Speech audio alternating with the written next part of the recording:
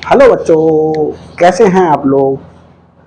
अच्छे हैं। आज क्लास 9th के लिए उत्तर प्रदेश बोर्ड के बच्चों के लिए मैं जो है हिंदी मीडियम के बच्चों के लिए संख्या पद्धति नंबर सिस्टम फर्स्ट चैप्टर शुरू करने जा रहा हूं। और बच्चों, मैं आपसे प्रॉमिस करता हूं कि इस चैप्टर को इतना इजी बना दूंगा आपके लिए कि आप जो है वो मेरी वीडियोस देख करके बहुत खुश होंगे। देखिए, मैथ जिन्हें डिफ़िकल्ट लगती है उन्हें भी बहुत इजी हो जाएगी। बस मेरे चैनल पर लगे रहिएगा, अपने साथियों को बताइएगा। और बच्चों, मेरे चैनल पर आपके जो बड़े भाई बहन 11th कर रहे हैं, 12th कर रहे हैं, सीबीएसई बोर्ड से हैं या बीएससी कर रहे हैं, बीटेक कर रहे हैं, एमएससी कर रहे हैं, मेरे चैनल पर made easy concept bye Manoj sir पर वो सारे टॉपिक्स पड़े हुए हैं। बीएससी, एमएससी, बीटेक, तो जा कर के मेरे चैनल पर देखिएगा। और जो कंपटीशन की तैयारी कर रहे हैं आपके भाई बहन, उन्हें भी मेरा चैनल काफ़ी हेल्पफुल हो सकता है, क्योंकि मैंने हर टॉपिक को मैथ के शॉर्ट्स बना करके जो है वो वीडियो डाल दी हैं। जा करके मेरे चैनल पे मेड इजी कॉन्सेप्ट पे देखिएगा।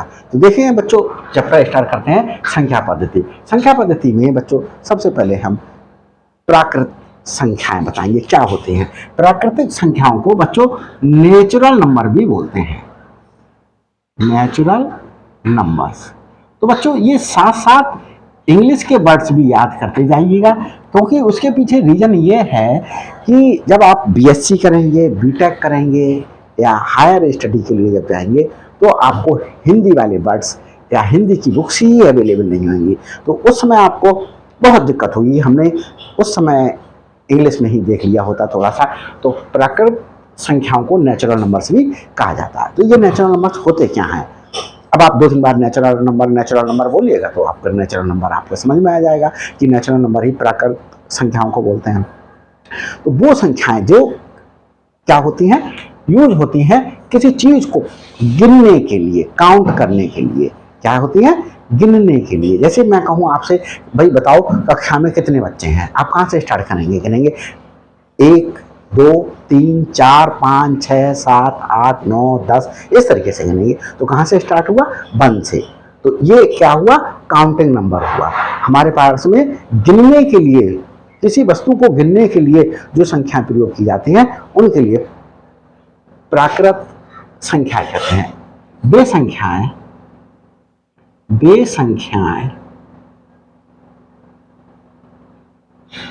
जो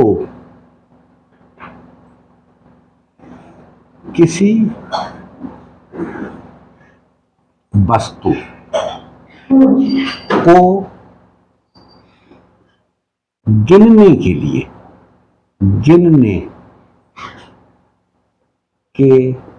लिए उपयोग में लाई जाती है। उपयोग में लाई जाती है, लाई जाती है, उन्हें प्राकृत संख्याएं कहते हैं। प्राकृत संख्याएं कहते हैं। और इन प्राकृत संख्याओं के, देखो यहां पर लिखा 1 2 3, इस तरीके से प्राकृत संख्याएं कहीं तक कोई अंत ही नहीं है, लिखी जा सकती हैं। तो इन प्राकृत संख्याओं के संग्रह को हम एक मजली ब्रैकेट में, करली ब्रैकेट में, मजली ब्रैकेट को इंग्लिश में करली ब्रैकेट कहते हैं, मजली ब्रैकेट में क्या कर देते हैं? शो करते हैं। और इसके लिए इंग्लिश का एक लेटर एन से दर्शाते हैं। देखिए, प्राकृत संख्याओं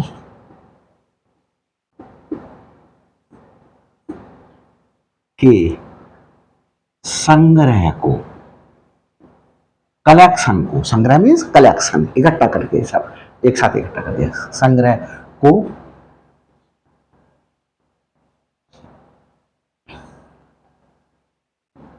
एन से दर्शाते हैं, दर्शाते हैं, दर्शाते हैं मतलब दिखाते हैं। ये तो ये हमने दिखा दिया। अब बच्चों आपसे पूछा जाए सबसे छोटी प्राकृत संख्या कौन सी है, तो सबसे छोटी प्राकृतिक संख्या 1 है। सबसे छोटी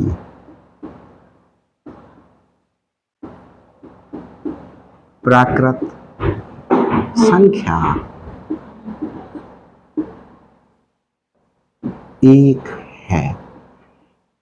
अब मैं पूछे कि सबसे बड़ी प्राकृत संख्या कौन सी है, सबसे बड़ी नेचुरल नंबर कौन सी है, तो सबसे बड़ी नेचुरल नंबर बच्चों परिभाषित नहीं है, मतलब ये नहीं कहा गया कि ये संख्या सबसे बड़ी संख्या है। जैसे मैं कहूँ कि भाई 100 संख्या सबसे बड़ी है, तो 100 के बाद अगली संख्या नहीं आती, 101 नहीं आती। अब जैसे मैं कहूँ कि 10,000 संख्या सबसे बड़ी है, तो 10,001 नहीं आएगी, 10,001 भी होगी, 10,002 भी होगी। मैं कहूँ 1 करोड़ है, तो 1 करोड़ 1 नहीं होगा। मैं कहूँ 1 अरब है, 1 अरब 1 भी होगा, 1 अरब 2 भी होगा।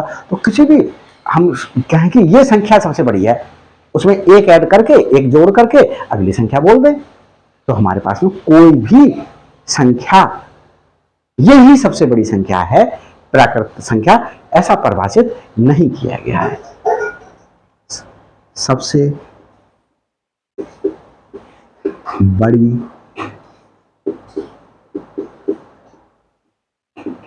प्राकृत संख्या परिभाषित नहीं है, परिभाषित नहीं है, नहीं है। सबसे बड़ी प्राकृत संख्या परिभाषित नहीं है। तो ये बच्चों हमारे पास में क्या रहा, नेचुरल नंबर को हमने डिफाइन किया। अब आगे हम आपके लिए पूर्ण संख्या बताते हैं कि पूर्ण संख्या क्या होती है। तो देखिए पूर्ण संख्या के लिए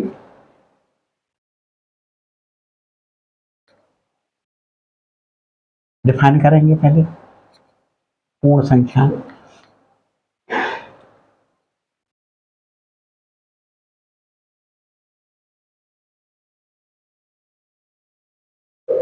देखिए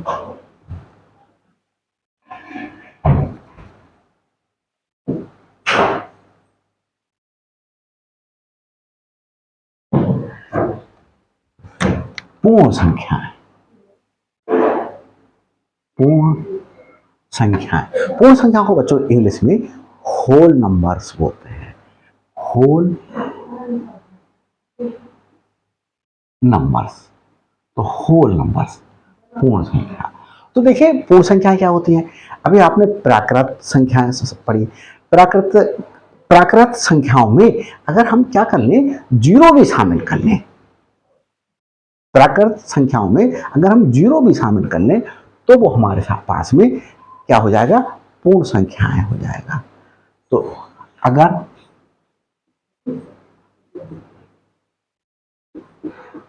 प्राकृत संख्याओं में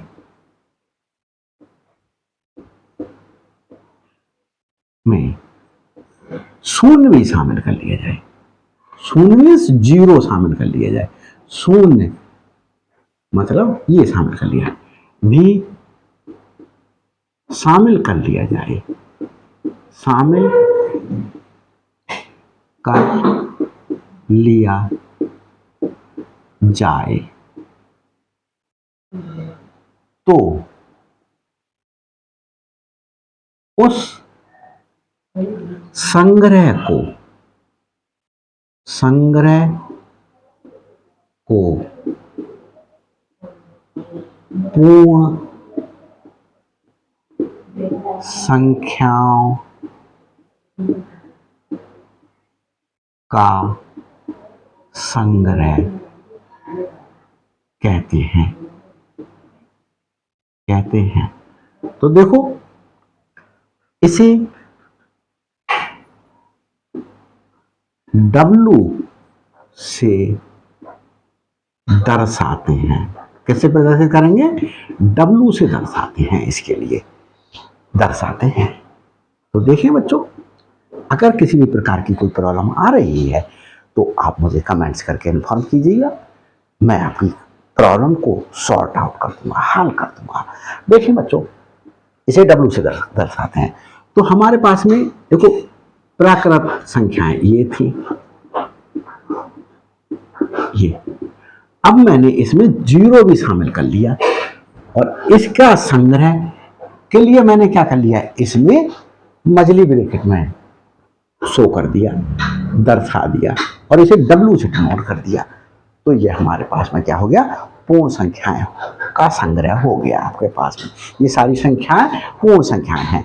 तो इसका मतलब ये हुआ कि हमारी जो प्राकृत संख्याएं थी वो पूर्ण संख्याएं थी, लेकिन सारी प्राकृत संख्याएं पूर्ण संख्याएं होती हैं, लेकिन सारी पूर्ण संख्याएं प्राकृत संख्याएं नहीं होती हैं। क्यों? क्योंकि 0 पूर्ण संख्या तो है, लेकिन क्या 0 प्राकृत संख्याओं में था, नेचुरल नंबर्स में था? नहीं था।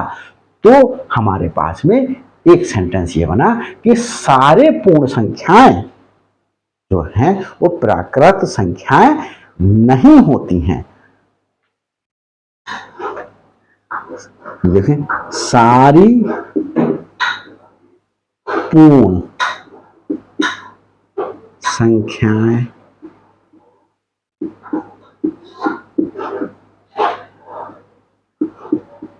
प्राकृत संख्या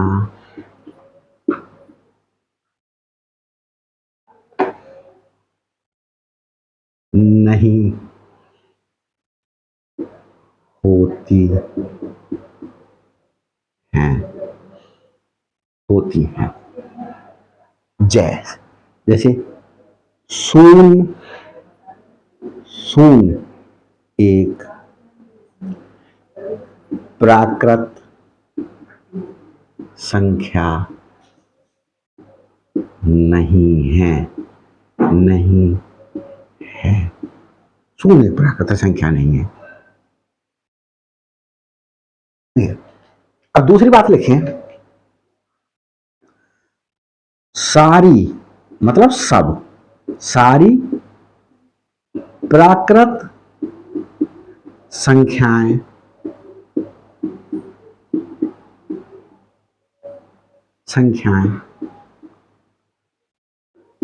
पूर्ण संख्याएं होती हैं, होती हैं। अगला पॉइंट, सबसे छोटी पूर्ण संख्या कौन है? तो सबसे छोटी पूर्ण संख्या 0 है।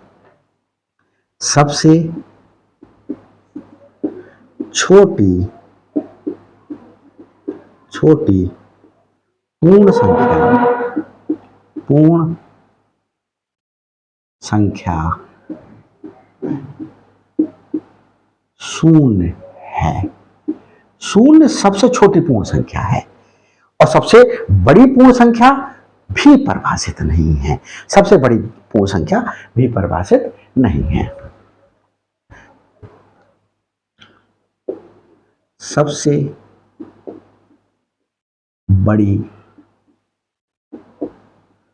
पूर्ण संख्या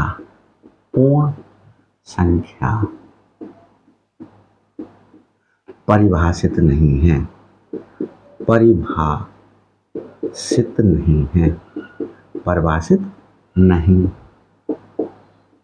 है।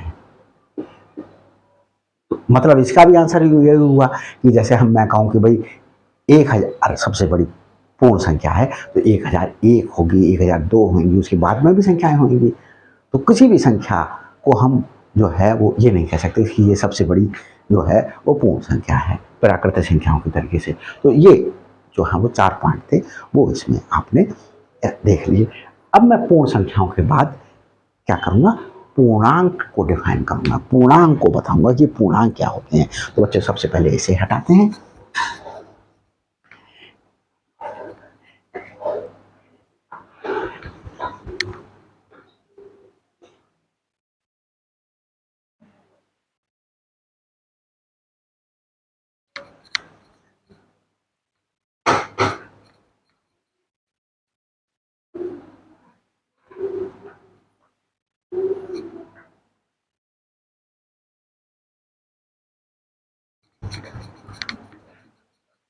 देखिए आगे चलते हैं।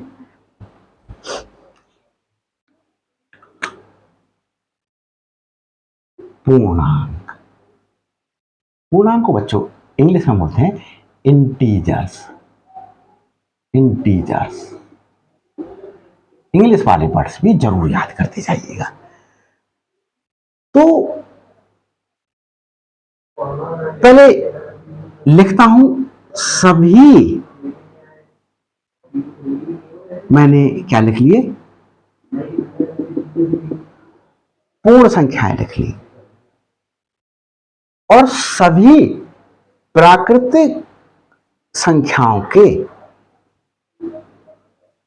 लिए, जैसे एक के लिए एक की ऋणात्मक संख्या क्या होगी, -1, 2 की ऋणात्मक संख्या -2, 3 के ऋणात्मक -3, इस प्रकार से इधर भी चलता चला जाएगा। तो इस संग्रह को हम क्या बोलेंगे, पूर्णांक बोलेंगे। और पूर्णांक को बच्चों आई से दर्शाते हैं। देख लेता हूं ये दिखाई दे रहा है या नहीं दिखाई दे रहा है। हाँ बच्चों अभी दिखाई दे रहा है। तो देखें बच्चों सही दिखाई दे रहा है। आगे चलते हैं, देखें डिफाइन करते हैं पूर्णांक संख्या, सभी पूर्ण संख्याओं, सभी पूर्ण संख्याओं। तो देखो बच्चों सभी पूर्ण संख्या ले ली यहां से, सभी पूर्ण संख्या तथा सभी प्राकृत संख्याओं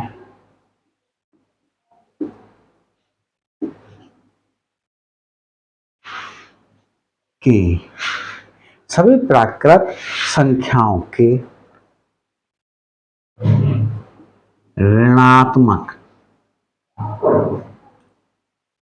ऋणात्मक ऋणात्मकों, देखें एक का ऋणात्मक -1, 2 का ऋणात्मक -2, 3 का ऋणात्मक -3, अगर 4 लिखा हो तो 4 का ऋणात्मक -4, ऋणात्मकों के संग्रह, मतलब कलेक्शन, कलेक्शन हो गया, कर्ली ब्रैकेट में मजली ब्रैकेट में लिखा दिया, को पूर्णांक कहते हैं, कहते हैं। तो यहां पर बच्चों एक बात याद रखेंगे, पूर्णांक के साथ में पूर्णांक संख्याएं बढ़ रही है ये हमारे पास में, तो हमने ये आपको बता दिया।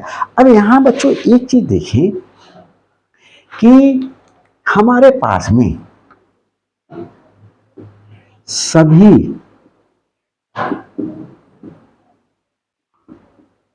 प्राकृत संख्याएं, सभी प्राकृत संख्याएं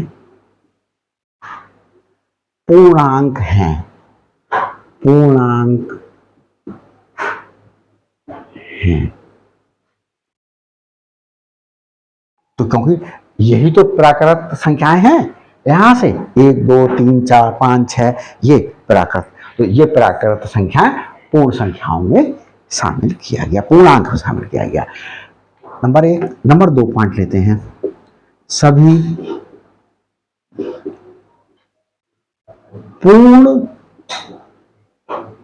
संख्याएं, सभी पूर्ण संख्याएं भी पूर्णांक है। देखो ये सब यहां से लेकर ये सब पूर्ण संख्याएं हैं, तो ये पूर्ण संख्याएं भी पूर्णांक के संग्रह में लिया गया है, पूर्णांक हैं। सभी पूर्ण संख्याएं पूर्णांक हैं, पूर्णांक होती हैं। नंबर 3 लिखते हैं कि हमारे पास में बच्चों हम कहें कि सबसे छोटा पूर्णांक कौन सा है। सबसे छोटा पूर्णांक, सबसे छोटा पूर्णांक, छोटा पूर्णांक, सबसे छोटा पूर्णांक। अब देखो अगर सबसे बड़ा पूर्णांक परिभाषित होता तो उसी का ऋणात्मक हमारे पास में जो है संख्या सबसे छोटा पूर्णांक होता। सबसे बड़ा ही पूर्णांक परिभाषित नहीं है, प्राकृत संख्या परिभाषित नहीं है, तो सबसे छोटा कैसे परिभाषित होगा। तो सबसे छोटा पूर्णांक परिभाषित नहीं है, नहीं है, नहीं है। नंबर 4 सबसे बड़ा, सबसे बड़ा पूर्णांक परिभाषित नहीं है। ये भी परिभाषित नहीं है, सबसे बड़ा कौन सा है, परिभाषित नहीं है, सबसे बड़ा भी परिभाषित नहीं है। तो इस प्रकार से पूर्णांक के विषय में ये हमारे पास में क्या हो गई, एक जानकारी हो गई। अब हम परम संख्याओं पर आएंगे और परम संख्या के लिए पूर्णांक की आवश्यकता पड़ेगी। तो पूर्णांक प्राकृत संख्याओं से और जो है वो पूर्ण संख्याओं, सभी पूर्ण संख्याओं और प्राकृत संख्याओं के ऋणात्मक संख्याओं के संग्रह से बना है। तो अब हम क्या बताते हैं बच्चों, सबसे पहले अब हम बताएंगे आपके लिए यहां पर परम संख्या। परम संख्या क्या होती है। तो परम संख्या का एक बहुत बड़ा आज फैक्ट मैं आज आप लोगों को एक्सप्लेन करूंगा, जो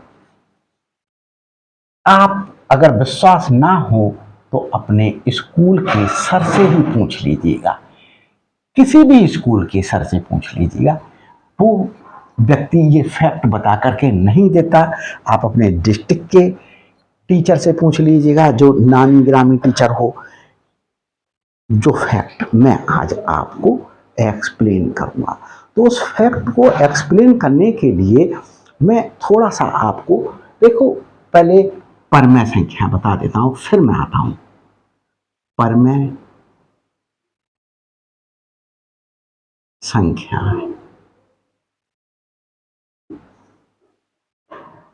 परम संख्या, परम संख्याओं को बच्चों इंग्लिश में रेशनल नंबर बोलते हैं, रेशनल नंबर्स बोला जाता है। तो रेशनल नंबर्स क्या होते हैं वो बताता हूं। तो देखिए वे संख्याएं, वे संख्याएं जिन्हें बहुत सी बुक P/Q लिखती हैं, बहुत सी बुक्स A/B लिखती हैं, बहुत से लोग अंश बटे हर बोल देते हैं। वे संख्याएं जिन्हें P/Q के रूप में लिखा जा सके, लिखा जा सके, जहां पी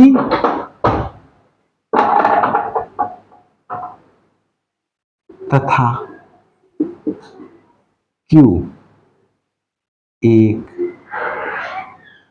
पूर्णांक है। पी भी पूर्णांक है और क्यू भी पूर्णांक है, लेकिन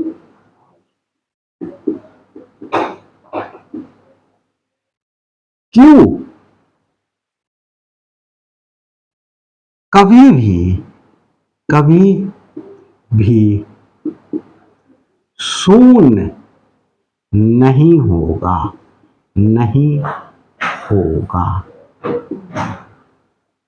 कभी भी शून्य नहीं होगा। जैसे उदाहरण दे रहा हूं मैं, जैसे मैंने कहा 2/7, तो देखो 2 भी एक पूर्णांक है और 7 भी एक पूर्णांक है। मैंने कहा -3/4, -3 भी एक पूर्णांक है, 4 भी एक पूर्णांक है। मैंने कहा 0/5, 0 एक पूर्णांक है, अंश में 0 हो सकता है, p 0 हो सकता है। ये p है, ये q है, q 0 नहीं होगा, तो q 0 नहीं है। अगर मैं पूर्णांक हैं, ये इंटीजर्स हैं। अब जैसे बच्चों मैं कहूं 1/0, या अंश तो पूर्णांक है, लेकिन हर में 0 आ गया, तो कभी भी 0 हर में नहीं होगा। क्यों नहीं होगा वो अभी मैं एक्सप्लेन करूंगा। हर में 0 नहीं होगा, तो 2/0, 3/0, -7/0, -8/0 क्या नहीं है, ये पूर्णांक है। मैंने गलत लिख दिया, यहां पर परमेय संख्याएं हैं, परमेय संख्याएं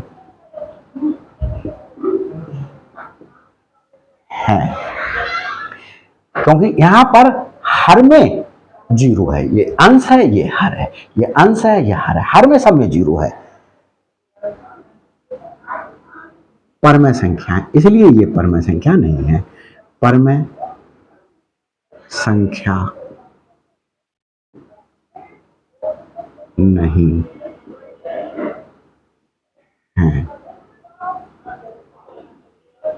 परमेय संख्या नहीं है जी। अब एक चीज देखिए, जैसे मैंने पूर्णांक लिखे, 1 लिखा, 2 लिखा, 3 लिखा, 4 लिखा, ये पूर्णांक लिखे हैं, सॉरी ये प्राकृत संख्या लिखे हुए हैं। अब मैं प्राकृत संख्याओं को, इस 1 को ऐसे लिख सकता हूं 1/1, इस 2 को 2/1, इस 3 को 3/1, इस 4 को 4/1। ऐसे ही सारे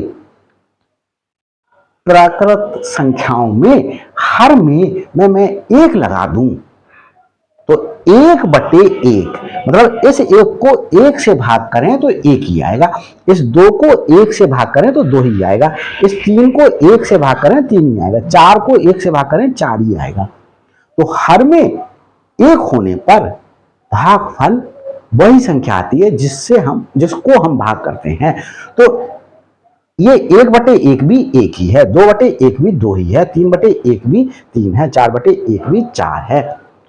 तो सारी जो हमारे पास में प्राकृत संख्याएं हैं वे क्या होती हैं, हमारे पास में परमेय संख्याएं होती हैं। तो देखिए, ये एक चीज दिखाया मैंने आपको, ये एक चीज दिखाया, यहां पर मैंने आपको एक चीज दिखाया, ये मैंने इसी को ऐसे करके लिख दिया गया, तो यहां पर या लिख देता हूं। तो ये दर्शाता है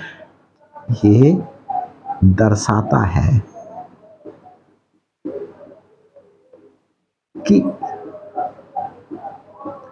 सारी या सब प्राकृत संख्याएं, प्राकृत संख्याएं परमेय संख्याएं होती हैं। परमेय संख्याएं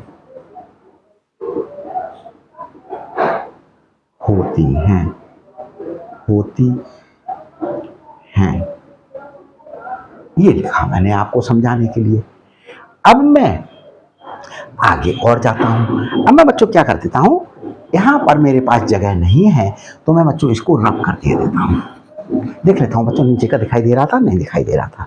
कभी कभी मैं यार बनाता चला जाता हूँ वीडियो और नीचे का दिखाई देना ही बंद हो जाता है, तो मुझे हंसी आ रही है।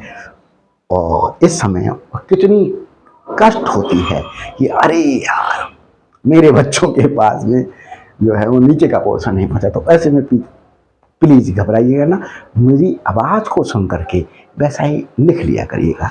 थोड़ा सा कष्ट होगा, उसके लिए मैं सॉरी बोलूंगा आप लोगों से। देखें बच्चों, आगे चलते हैं।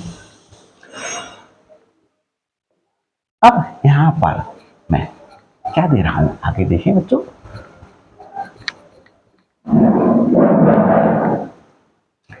देखें, स्मार्ट बोर्ड की थोड़ी सी भाई कमी खलती है, आप लोगों को भी खलती होगी। तो देखें, अभी जल्दी में ही कोशिश करूंगा कि स्मार्ट बोर्ड लगा सकूं, आप लोगों को अच्छे से अच्छा जो है वो रिजल्ट दे सकूं। अब देखें बच्चों, 0 1 2 3 4 5 ये सब मैंने पूर्ण संख्याएं लिख ली। अब ये 0 लिखा हुआ है, 0/1 लिख दें। 0 को 1 से भाग करें तो 0 ही आएगा। ये 1 है, इस 1 को 1/1 लिख दिया, इसको इस 2 को 2/1 लिख दिया, इस 3 को 3/1 लिख दिया, 4 को 4/1 लिख दिया, 5 को 5/1 लिख दिया। तो इसका मतलब क्या हुआ, यह दर्शाता है, मतलब इनको ऐसा लिखा जा सकता है। तो अंश और हर के रूप में लिख दिया गया। तो अंश और हर के रूप में जब लिख दिया गया तो इसका मतलब यह है कि हमारे पास में ये संख्याएं परमेय संख्याएं हैं। अंश में 0 हो सकता है, तो यहां अंश में 0 है, हर में नहीं है बच्चे। ये दर्शाता है कि सभी पूर्ण संख्याएं, पूर्ण संख्याएं परमेय संख्याएं होता है, होती है, होती है। अब मैंने पूर्ण संख्याओं को दिखा दिया। अब इसके बाद में बच्चों आपको क्या दिखाऊंगा, पूर्णांक को दिखाऊंगा। पूर्णांक मैंने बच्चों क्या बताया था, आप लोगों ने देखा, मैंने अभी आपके सामने इसी वीडियो में ही एक्सप्लेन किया है। तो मैंने 0 1 1 के करस्पॉन्डिंग ऋणात्मक नंबर -1, 2 2 के करस्पॉन्डिंग ऋणात्मक नंबर -2, 3 के करस्पॉन्डिंग -3। तो ये हमारे पास में सभी क्या लिख लिए, पूर्णांक लिख लिए। अब इनको कैसे कर सकते हैं, और -3 को -3/1 लिख दें, -2 को -2/1 लिख दें, -1 को -1/1 लिख दें, 0/1 लिख दें, 1/1 लिख दें, 1 को 2 को 2/1 लिख दें, 3 को 3/1 लिख दें, ऐसे लिख दें। तो हम ये देख रहे हैं कि सभी पूर्णांक किसमें हमारे पास में अंश बटे हर के रूप में लिखे गए हैं। कि देखो हर में किसी में भी 0 नहीं आया, तो अंश बटे हर के रूप में लिखे गए हैं। तो सभी पूर्णांक भी परमेय संख्याएं होते हैं। तो ये दर्शाता है, ये दर्शाता है, ये दर्शाता है कि सभी पूर्णांक क्या होते हैं? परमेय संख्याएं होते हैं। परमेय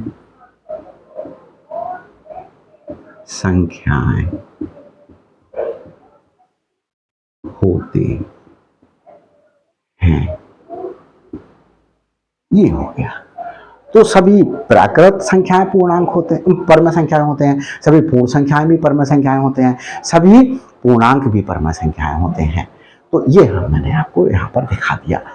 अब मैं आपको बच्चों यहाँ पर थोड़ा सा परमेय संख्याओं में ही, अब मैं यहाँ पर परमेय संख्याओं का जो है वो थोड़ा सा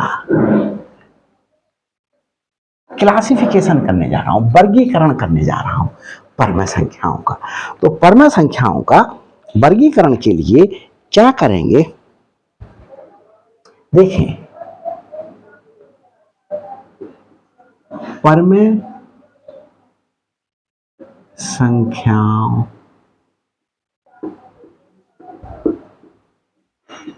का दशमलव निरूपण, निरूपण मतलब दर्शाना, तो दशमलव रिप्रेजेंटेशन परमेय संख्याओं का ये दो प्रकार का होता है। ये दशमलव निरूपण दो प्रकार का होता है। परमेय संख्याओं का दशमलव निरूपण दो प्रकार का होता है। कौन कौन से दो प्रकार का होता है बच्चों? देखें, दो प्रकार का होता है। तो एक होता है हमारे पास में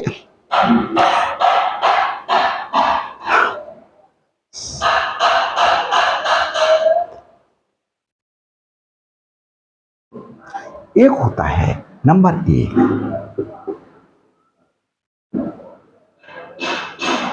शान दशमलव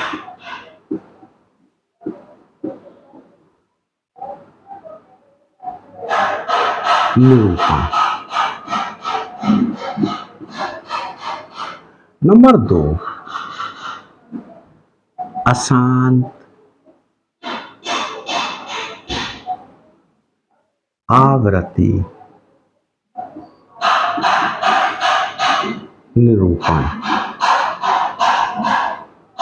ये अभी मैं आपको बताता हूं। नंबर दो, अशांत आवर्ती निरूपण। इसके लिए इंग्लिश में बच्चों एक वर्ड आता है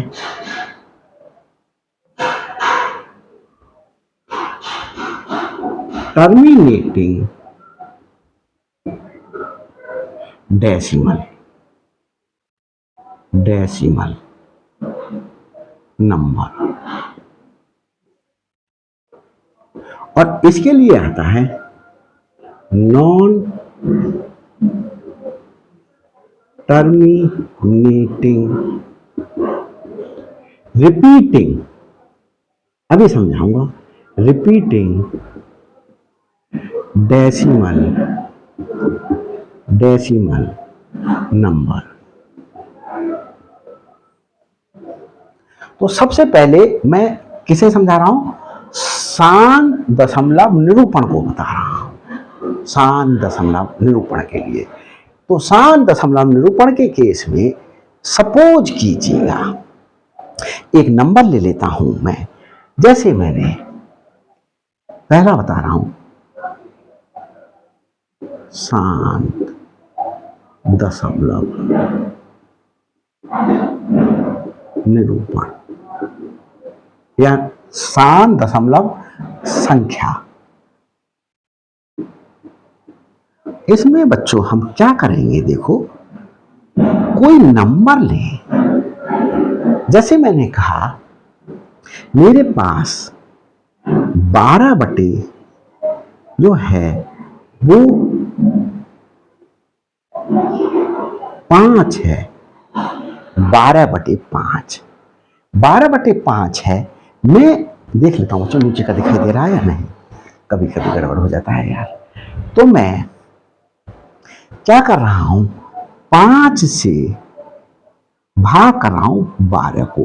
5 दूनी 10, 2 बचा, दशमलव लगा करके दशमलव यहां लगाया, 0 बढ़ा लिया, यहां दशमलव उतारा, 0, 5 चौक 20। अब देखो खत्म हो गया, यहां पर कुछ नहीं बचा। ऐसी स्थिति में हमारे पास में इसका आंसर आया 2.4।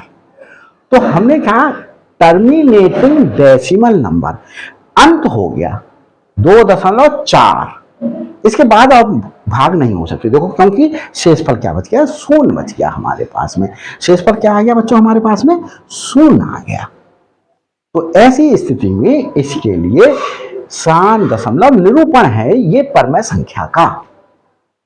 अब जैसे मैं और एग्जाम्पल दूं, ये एक एग्जाम्पल दिया मैंने आपको, दूसरा मैं एग्जाम्पल दे रहा हूं। जैसे मैंने लिखा 6.25, तो देखो दशमलव के बाद 2 स्थान तक है, उसके बाद है ही नहीं कुछ।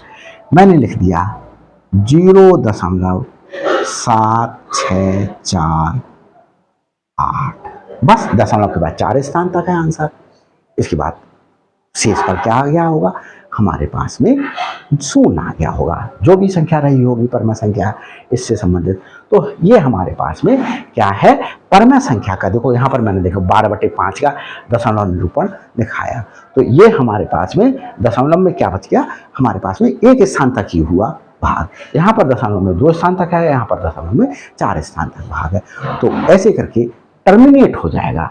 तो टर्मिनेट हो गया, बस तीसरा स्थान नहीं है, यहाँ पर 5वां स्थान नहीं है, खत्म हो गया। तो ये सान दशमलव निरूपण, यही टर्मिनेटिंग डेसिमल नंबर हो गया। तो ये टर्मिनेटिंग डेसिमल नंबर है, ये टर्मिनेटिंग डेसिमल नंबर है, ये टर्मिनेटिंग डेसिमल नंबर है। ये मिला तो किसी परमय संख्या से ही, देखो 12/5 से 2.4 मिला, ऐसे ये भी किसी परमय संख्या से मिला होगा, ऐसे ये किसी परमय संख्या से मिला होगा, ये भी किसी परमय संख्या से मिला होगा, सही। तो ये हमारे पास में बच्चों दशमलव निरूपण रहा। अब मैं बच्चों अशांत आवर्ती निरूपण इसको बता रहा हूं, नंबर 2 को।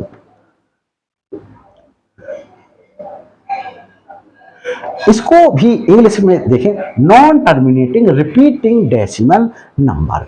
अब non terminating repeating decimal number के लिए बच्चों मैं यहां पर, मेरे पास में स्पेस कम है तो मैं यहां पर लेकर के लिख करके दिखा रहा हूं, इसे यहां सॉल्व कर रहा हूं।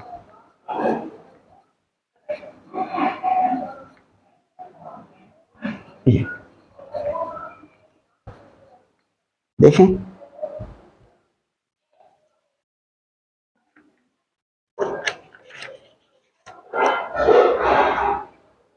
यहां ले लेते हैं बच्चों।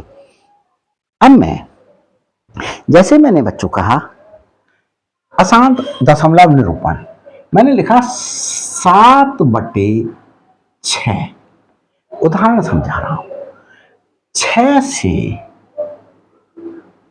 भाग करूं 7 को,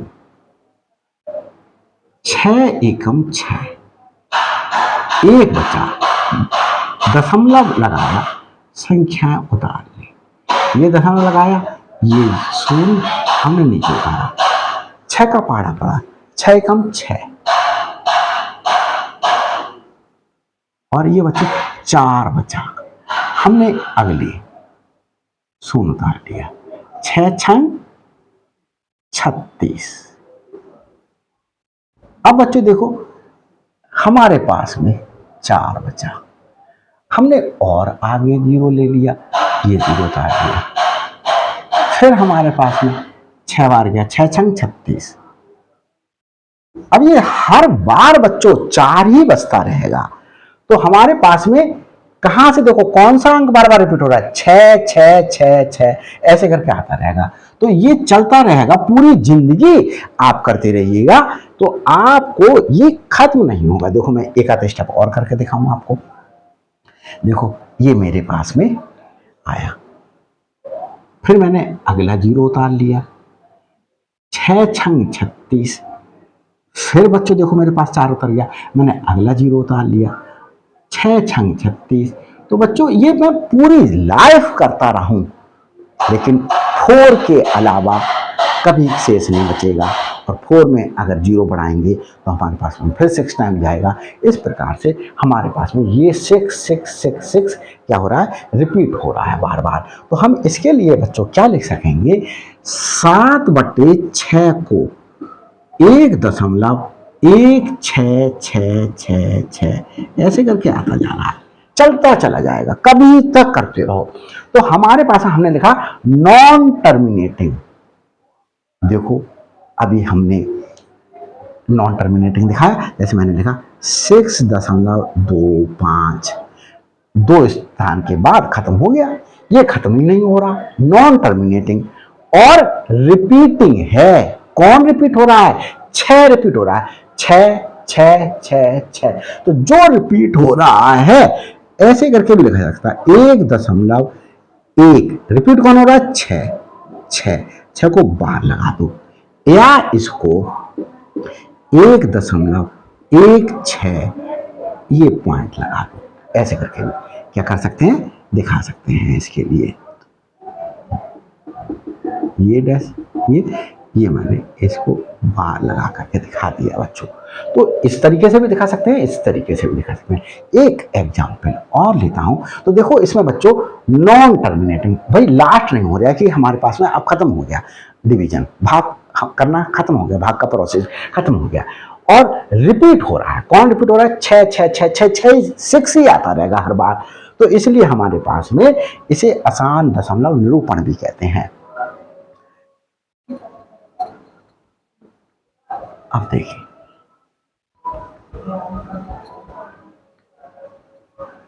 आसान दशमलव आवर्ती निरूपण बोलते हैं बच्चों से, आवर्ती कर लेना भाई, आसान दशमलव आवर्ती निरूपण।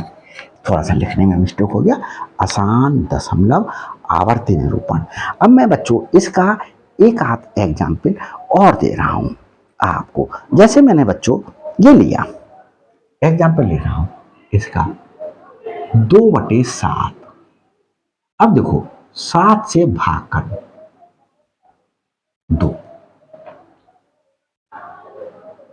2 को भाग नहीं होगा, दशमलव लगा कर जीरो बढ़ा लिए।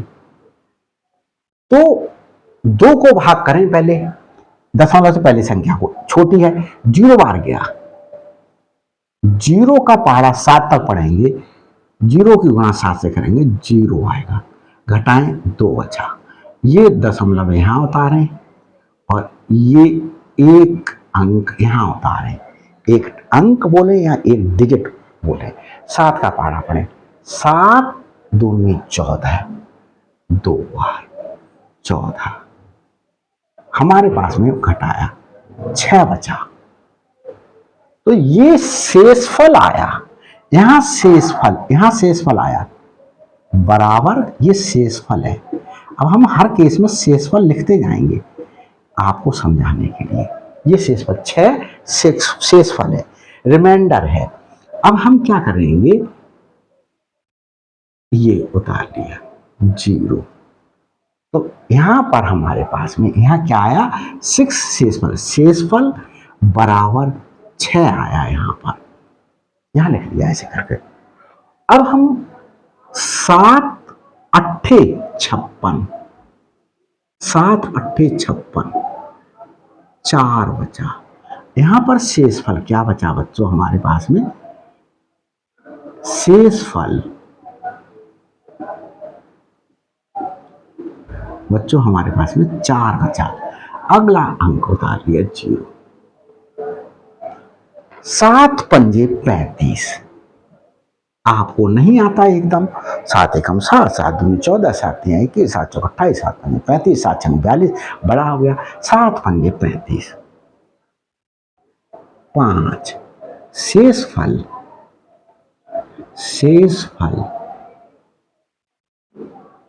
बराबर 5, अगला 0 उतार लिया। 7 सत्ते 49 घटाया शेषफल बच्चों 1 आया और 0 उतार लिया। 7 एकम 7, 3 बचा। शेषफल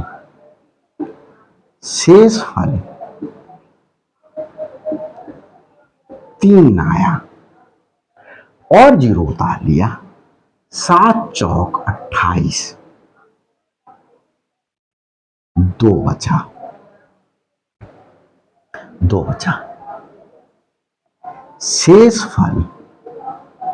शेषफल बराबर 2। और यहां पर ये घटाया था हमने बच्चों, तो शेषफल हमारे पास में 2 आया था। शेषफल बराबर 2। अब देखें 2 शेषफल हमें मिल गया। अब हम और आगे करें, क्या करें? और आगे करें। हमारे पास में 0 उतार लिया। 7 दूनी 14, 2, देखो ये वाला 2 आ गया। 7 दूनी 14, कितना बचा? शेषफल 6। शेषफल को अब बच्चों में R से लिख दे रहा हूं, रिमाइंडर। कितना बचा? 6। देखो 2 के बाद 6 आया रिमाइंडर। अब हम फिर 0 बढ़ा लिया और 8 बार बढ़ा। 7 8 56, 4 रिमाइंडर बच्चों हमारे पास में देखो 4 आ गया। 6 के बाद 4 आ रहा है। अब हमने 0 बढ़ा लिया। 7 पंजे 35, हमारे पास में 5 बचा। रिमाइंडर बच्चों हमारे पास में क्या आ गया? 5। फिर हमने 0 बढ़ाया। 7 सत्ते 49, 1 बचा। रिमाइंडर हमारे पास में बच्चों क्या आ गया? 1 आ गया। हमने 0 बढ़ाया। देख लेते हैं बच्चों इतना आ रहा है या नहीं आ रहा है। बच्चों गड़बड़ होना शुरू हुआ है, तो 4 के बाद का मैं इधर उतार ले रहा हूं। देखो 4, ये 4 बचा। 7 पंजे 35, रिमाइंडर बचा 5। मैंने 5 बच्चों यहां उतार लिया। रिमाइंडर 5, तो रिमाइंडर देखो 5। पहले 2 आया, फिर 6 आया, फिर 4 आया, अब 5 आ गया। मैंने 0 बढ़ा लिया। 7 सत्ते 49, रिमाइंडर 1 आया। तो रिमाइंडर देखो 1 आया, 0 बढ़ा लिया, रिमाइंडर 1 आया और 0 बढ़ा लिया। और 7 एकम 7, 3 बचा। रिमाइंडर 3 आया, 0 बढ़ा लिया। 7 चौक 28, 28। अब बच्चों रिमाइंडर फिर से 2 आ गया। 5 1 3 2, ये रिमाइंडर आया। अब फिर से रिमाइंडर हमारे पास में 2 आ गया। ऐसे ही करते रहेंगे तो रिमाइंडर 2 6 4 5 1, फिर उसके बाद 2 6 4 5 1, सॉरी 2 6 4 5 1 3, फिर उसके बाद 2 आया, फिर 2 6 4 5 1 3, फिर 2 6 4 5 1 3। हर बार यही रिपीटेशन होता रहेगा। तो हम बच्चों इस प्रकार से ये देख रहे हैं कि ये 2/7 जो है वो कैसे लिखा जा सकता है। 0.857 1 4 2 8 5 7 1 4 ऐसे ही चलता रहेगा। तो 2 8 5714 यही नंबर फिर से रिपीट हो गए, आगे भी यही नंबर रिपीट होते रहेंगे। तो हम इसके लिए देखो, तो ये हमारे पास में नॉन टर्मिनेटिंग, मतलब लास्ट नहीं हो रहा भाई कि अब इसके बाद खत्म हो गया, अब नहीं होगा, शेष पर बचेगा, लास्ट नहीं हुआ, नॉन टर्मिनेटिंग हो गया। और रिपीटिंग है, रिपीट हो रहा है, 2 8 5 7 1 4, 2 8 5 7 1 4, ऐसा ही रिपीट होता जा रहा है। तो जो रिपीट हो रहा है उसके लिए हम कैसे लिख सकते हैं, 2 8 5 7 1 4, यही रिपीट हो रहा है, फिर से रिपीट हो गया, तो इसके ऊपर ये बार लगा लो, या इसी को 2 8 5 7 1 4 को ऐसे करके भी लिखा जा सकता है बच्चों। बहुत सी बुक्स इस तरीके से भी लिख रही हैं, तो इसलिए मैंने दोनों तरीके के आपको बता दिए। अब मैंने ये बताया, अब मैं बच्चों यहां पर जो है वो क्या बताऊंगा आप लोगों के लिए, ये बताऊंगा कि ये परमेय संख्या हुई। अब परमेय संख्या के बाद बच्चों एक अपरमेय संख्या आती है, क्या आती है, अपरमेय संख्या। यही बता देता हूं जिससे आपको आगे यूज होगा तो उसमें कोई प्रॉब्लम ना पड़े। अपरमेय संख्या, अपरमेय संख्या, अपरमेय संख्या क्या होती है, इसे इरेशनल नंबर्स बोलते हैं इंग्लिश में, irrational numbers.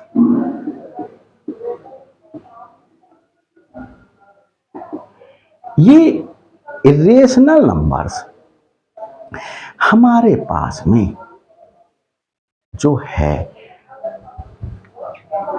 Non terminating,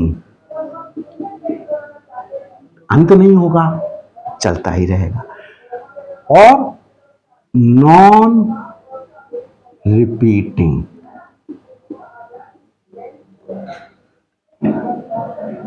non terminating, non repeating,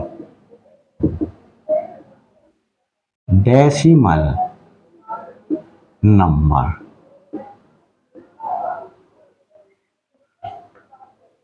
को अपरमेय संख्या कहते हैं, अपरमेय संख्या कहते हैं।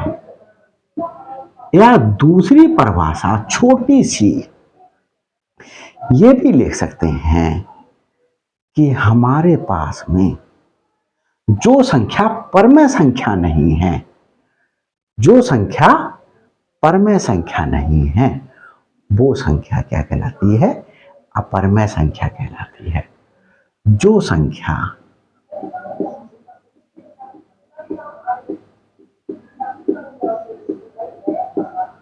परमेय संख्या नहीं है, अपरमेय संख्या कहलाती है, कहलाती है। ये डेफिनेशन थोड़ी सी अच्छी नहीं है, ये ज्यादा बेटर है। तो इससे मैं एग्जाम्पल दूं, उदाहरण दे रहा हूं बच्चों, जैसे मैंने इसको लिखने के लिए इसे जो संख्या परमेय संख्या नहीं है, मतलब जो संख्या, ये पर बात ज्यादा अच्छी रहेगी, जो संख्या P/Q के रूप में ना लिखी जा सके, ना लिखी जा सके अपरमेय संख्या कहलाती है। ये ज्यादा बेटर है। अब देखो, मैंने इस परिभाषा से, मैंने यहां दशमलव से पहले कुछ भी लिख लो, मत लिखो, सुन लिख लिया। दशमलव के बाद अभी मैं 3 डिजिट का कोई नंबर लिख लूं, मैंने लिख लिया 372। अब मैं 2 डिजिट का कोई नंबर लिख लूं, मैंने लिख लिया 2 डिजिट का नंबर। मैं अब 1 डिजिट का नंबर लिख लूं, कोई सा लिख लिया मैंने। अब मैंने लिख दिया 5 डिजिट का नंबर, 5 अंकों का, 1 2 3 4 5, 1 2 3 4 5। तो इस प्रकार से कोई बीच बीच में कोई से भी नंबर लिखते चले जाओ, कोई से भी नंबर। कभी 2 डिजिट का लिख लो, कभी 1 डिजिट का लिख लो, 3 डिजिट का लिख लो, कभी 5 डिजिट का लिख लो। इसमें देख रहे होगे बच्चों, रिपीट कुछ नहीं हो रहा। क्या नहीं हो रहा? रिपीट। तो अब हम दूसरा नंबर लिखते क्या दिखाते हैं। मैंने इधर दशमलव से पहले कुछ भी लिख लूं, मैंने दशमलव से पहले लिख दिया 20, मैंने जब सपोज करो 24 लिख दिया। दशमलव के बाद अभी मैंने 3 डिजिट का कोई नंबर लिखा था, अब मैं 1 डिजिट का ही लिख लूं, 1 लिख लूं, फिर मैं 01 लिख दूं, 2 डिजिट का नंबर हो गया ये। फिर मैं 3 डिजिट का लिख लिया, ये 001, मैंने 4 डिजिट का लिख लिया 001। अब मैं फिर 02 लिख लूं, 002 लिख लूं, 0002 लिख लूं। ऐसे करके मैं कुछ भी नंबर बीच बीच में लिखता जाऊं तो मेरे पास में जो संख्या होगी वो रिपीट नहीं हो रही होगी और खत्म भी नहीं हो रही है, अनावर्ती है। तो इसलिए इसके लिए अपरमय संख्या कहेंगे। तो अपरमय संख्या आपको बच्चों देखें, √2, √3, √5, √6, √7, ऐसे करके अंडर रूट, ये अंडर रूट है, अंडर रूट के अंदर जो संख्याएं हैं वो हमारे पास में कैसी नहीं होनी चाहिए, पूर्ण वर्ग नहीं होनी चाहिए। अभी डिटेल में मैं जब अपरमय संख्याएं समझाऊंगा तब बताऊंगा। डैश डैश डैश कॉमा, बच्चों मैंने पाई कॉमा, अपरमय संख्याएं हैं, अपरिमय संख्याएं हैं। बच्चों यहां पर एक और भी आता है ई, आप 11th में पढ़ेंगे मैथ में, तो ये ई भी हमारे पास में एक अपरमय संख्या है। पाई भी एक अपरमय संख्या। पाई आप लोग जो है वो 9th में बहुत अच्छे तरीके से पढ़ेंगे। पाई क्या होता है, ई क्या होता है, ये 11th में पढ़ेंगे। तो पाई और ई कभी कभी क्वेश्चंस में दे देते हैं, इसलिए मैंने लिख दिया अपरमय संख्या है। देख लेता हूँ नीचे का सही दिखाई दे रहा या नहीं दिखाई दे रहा है। तो बच्चों नीचे का अभी तक तो सही दिखाई दे रहा है। तो बच्चों देखें, आज की वीडियो मैं इतनी ही रखता हूँ। अगर अच्छी लगी हो तो बच्चों प्लीज़ लाइक कीजिएगा और शेयर कीजिएगा अपने साथियों के लिए। और अगर मेरे चैनल पर नए हैं तो प्लीज़ सब्सक्राइब कर लीजिएगा, बेल आइकन को प्रेस कर लीजिएगा ताकि हर अपलोडेड वीडियो का नोटिफिकेशन आप तक पहले पहुंच सके और मेरे लिए भी आपकी तरफ से एक मोटिवेशनल इन्फॉर्मेशन प्राप्त हो सके कि मेरी वीडियोज़ मेरे बच्चे पसंद कर रहे हैं, मुझे और वीडियोज़ बनाना चाहिए। Thanks for watching my videos.